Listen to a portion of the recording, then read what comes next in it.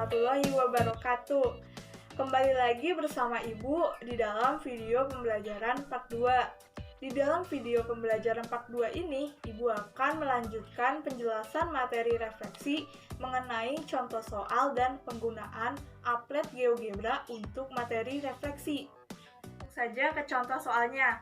Contoh soal yang pertama yaitu sebuah titik D 5,-2 dicerminkan terhadap sumbu Y. Tentukan bayangan dari pencerminan tersebut. Nah, di dalam video part 1 kita sudah tahu bahwa refleksi atau pencerminan itu terbagi menjadi 7. Jadi, untuk menyelesaikannya di sini ada kata kunci dicerminkan terhadap sumbu Y. Berarti kita harus mengingat konsep pencerminan terhadap sumbu Y, yaitu AX, Y dicerminkan terhadap sumbu Y, maka titik bayangannya menjadi A aksen negatif X, Y. Karena dari soal kita mempunyai D 5,-2, maka pencerminannya menjadi A aksen negatif X. Karena X-nya bernilai 5, maka menjadi negatif 5. Dan Y-nya negatif 2. Jadi titik bayangannya menjadi D aksen negatif 5, negatif 2. Lanjut contoh soal yang kedua, yaitu diketahui segitiga ABC dengan titik-titik sudutnya yaitu A 1,4, B 3,1, dan C 4,6. Gambarkanlah bayangan dari segitiga ABC yang direfleksikan terhadap sumbu X pada bidang koordinat kartesius. Nah, dari soal diketahui titik-titik sudut segitiganya adalah A 1,4, B 3,1, dan C 4,6. Untuk mendapatkan bayangan dari segitiga ABC yang direfleksikan terhadap sumbu X, tentukan terlebih dahulu koordinat bayangan dari titik-titik sudutnya. Dari kata kunci direfleksikan terhadap sumbu X, maka konsepnya misal ada sebarang titik K, X, Y dicerminkan terhadap sumbu X, maka titik bayangannya menjadi K aksen X, min Y. Jadi bayangan dari titik A 1,4 yang direfleksikan terhadap sumbu X adalah A aksennya 1,-4 dan titik B-nya menjadi B aksen 3,-1 dan titik C-nya menjadi C aksen 4,6. Jadi, jika digambarkan akan menjadi gambar seperti ini. Nah, demikian contoh soal dari materi refleksi. Selanjutnya, Ibu akan menjelaskan bagaimana menggunakan aplikasi GeoGebra dalam topik transformasi untuk refleksi. Langsung saja yuk, perhatikan. Perhatikan layar, ini adalah area kerjanya. Kemudian kita akan menggambar sebuah segitiga yang akan kita refleksi. Pertama, kita akan menggambarkan titik-titik sudutnya. Kita klik poin. Kita gambarkan titik A, misalkan dengan koordinat 2,1. Titik B di 5,2. Dan titik C kita ambil di titik 3,4. Titik poinnya ini diambil secara sembarang atau sesuai dengan soal.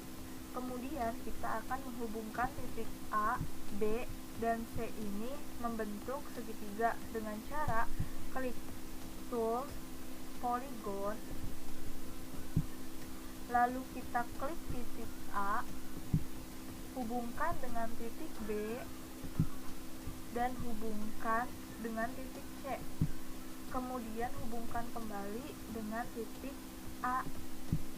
Maka akan terbentuk segitiga seperti pada gambar ini. Selanjutnya kita buat titik di 0,0 karena kita akan mencerminkan segitiga ini dengan titik 0,0, yaitu dengan cara klik icon poin, lalu kita klik di titik 0,0, lalu aktifkan dulu icon reflect about point,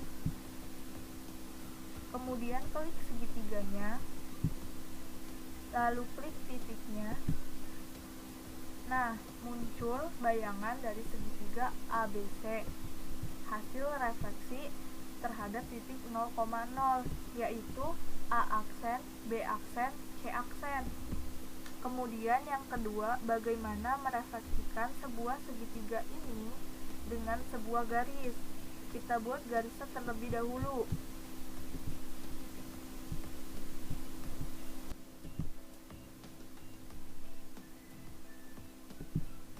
Nah, misalnya segitiga ini kita akan refleksikan terhadap garis EF ini, di mana E-nya itu 1,-2 dan F-nya itu 7,2.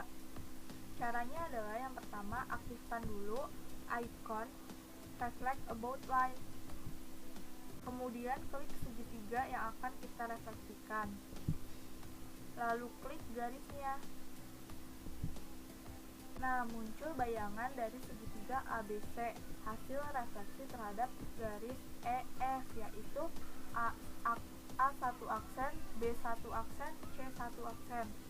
Dan kalau garis yang sebagai cermin ini saya gerakkan untuk merubah posisinya, maka bayangannya juga akan berubah posisi secara otomatis.